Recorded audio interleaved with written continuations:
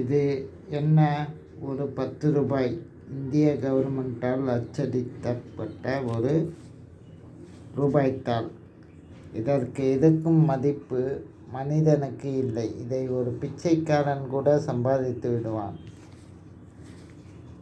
என்ற போதிலும் இந்திய நாட்டில் இது இருந்தால்தான் ஒரு மெட்ரோ ரயிலில் ஒரு ஸ்டேஷனிலிருந்து மற்றொரு ஸ்டேஷனுக்கு போக டிக்கெட் எடுக்க முடியும். அல்லது சென்னை பீச் ஸ்டேஷனிலிருந்து தாம்பரம் வரை செல்ல டிக்கெட் எடுக்க முடியும். அல்லது ஒரு டீ வாங்கி குடிக்க முடியும்.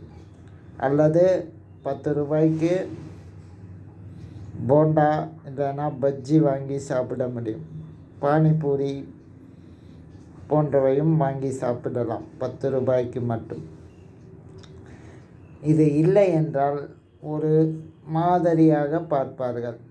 பிச்சைக்காரனை விட கேவலமாக பார்ப்பார்கள். எனவே இதுக்குத்தான் மதிப்பே தவிர மனிதனுக்கு என்றும் மதிப்பு இல்லை. இதுதான் உண்மை.